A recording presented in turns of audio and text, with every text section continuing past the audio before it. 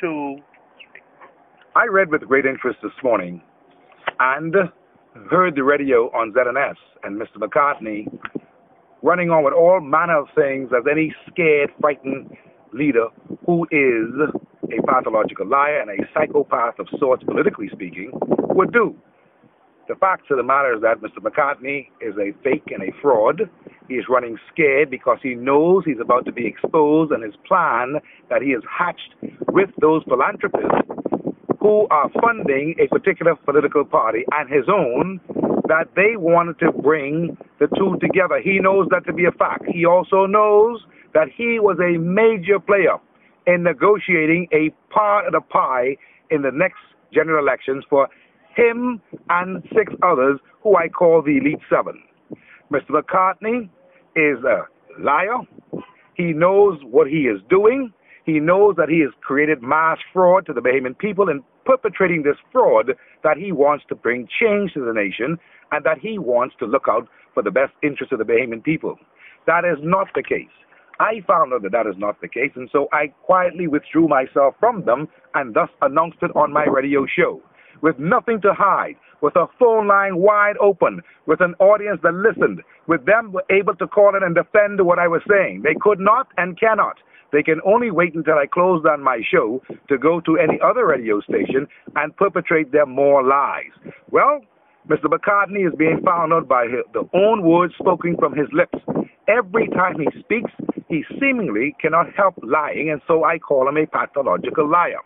Now, this point about someone named Steve McKinney coming to them with a letter looking to get monies for something, he intentionally made people believe this morning on national radio, another lie, that someone came to him looking for monies for some other means.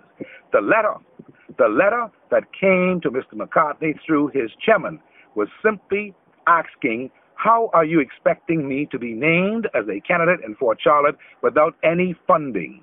I expressed concern in the letter about their party providing at least 60% funding, because we were providing 40% funding, which I think, too, is still too much. But we were prepared to do our part. The party is not prepared to fund one single dime to one single candidate. All of the candidates have the concern that I have. They may not be in a position to enunciate, pronounce, and broadcast the thing like I am, because I believe in my strength of courage. And so I will tell you, Mr. McCartney does not plan to give them a dime. They know it. They can testify to it. They all know it, and they've all been hustling with hat in hand everywhere around Nassau, trying to do things as simple as open a headquarters, find monies for paraphernalia to make up their T-shirts and the rest of it. Every single thing in the DNA must be paid for by the candidates, and they are not getting a single dime of seed money to help them with their campaign. It's ridiculous, it is foolish, and it cannot work. But the plan is that Brandwell simply wants to go along the lines of pretending, again, fraudulent, pretending that he is caring about the nation and he wants to field a team of 38. Well, he may very well want to field a team of 38 and may very well do so. But I will tell you this, Mr. McCartney knows the truth to be that he has cut out a little niche for the 7 elite that I talk about. And they cut this deal not for Hubert Ingram, not for the hierarchy of the F&M players in the House of Assembly or in the governance of this country, but the people behind the scenes, the philanthropists who fund these parties and want to continue to hold their power base. And because they want to continue to hold their power base, they are going by all means necessary to hold on to the government of the Bahamas at all costs. And Mr. McCartney knows full well that he was in full negotiation with them, and whatever he has decided is yet to be seen. Because I don't suppose that he is going to go out and tell anyone at this point in time, before an election, what he is doing, but I suppose that he will do this after the elections. And if they are able to hold on to the deal of getting the 7 seats that they have cut out for themselves in this whole shebang, then he plans to do what the rules are as applied by the philanthropist. He is their pet. They are the philanthropist. They call the shots, and he has to sing and dance to their tune.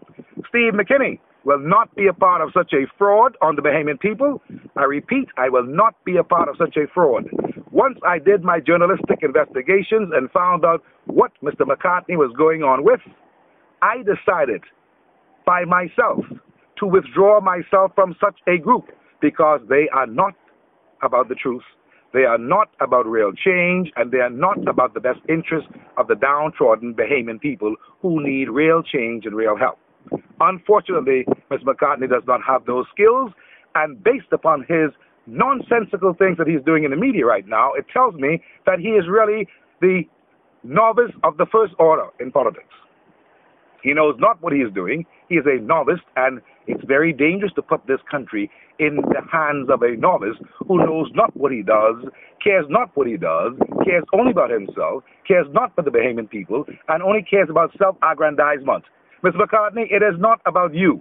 It is not about you and your looks. It is about the Bahamian people's welfare. And until you decide to come and tell the truth to the Bahamian people, the whole truth, nothing but the truth, so help you God, you will go nowhere.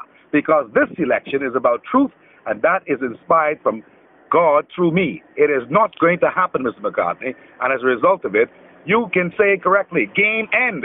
Game end for you, Granville McCartney, and those who are perpetrating this fraud in the DNA. Now, let me just say this about the candidates.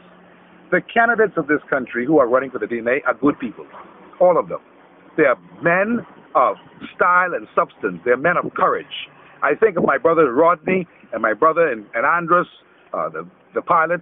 I think of all of the people like Ben Aubrey and others who are good people who mean well. I think of my brother Vianney Jacks and all of the others like Keith Smith and Prince Smith and all these people who have put themselves together to present themselves to Bahamian people.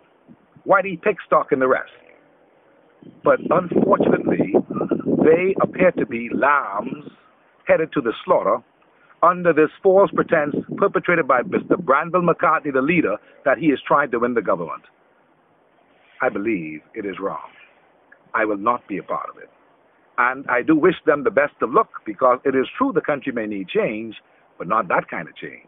Why jump from the fire or from out of the frying pan into the fire with somebody who is not skilled, who is ambitious but don't have the ability, who wants to do but don't want to work, who wants to have things happen but can't spend no money, can't raise no money apparently, and who has this big ambition, grandiose ambition, but no plan to get there.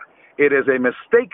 It is a stillborn baby, and it will not see the day of light in the governance of this country, in my view, and it should not. I cannot say it will not. It should not, because people have their own minds. But as for me and mine, my mind has been made up, and there's no way that I can put and hitch my ride with the DNA. It can't happen, because I'm a man who believes in truth, honesty, integrity, and fair play. And Mr. McCartney does not believe in those things, because he acts opposite to what is true and righteous. He acts opposite to it. He has the dictatorial tendency of doing it his way, and he seems to also want to be an impersonator of the Right Honorable Prime Minister, which he does a poor job of. Mr. Ingham knows what he is saying when he's saying it, and the thing about Mr. Ingham is that you know what you're going to get, because he's going to tell you. I can deal with that as a Bahamian. I can deal with it as a man. But I cannot deal with someone who is telling me something, trying to sell me a bill of goods when I know in that bag is something that will kill the rest of us. I cannot be quiet, and I shall not go silent into the night on such an issue. So, yes, prepare yourselves, because if he wants to rumble, I've got the facts. And I believe in facts and not fiction. Facts, facts, facts. And those of you who are listening to this on Facebook or wherever, understand that I'm reading it. I'm reading the social websites. I hear what you're saying.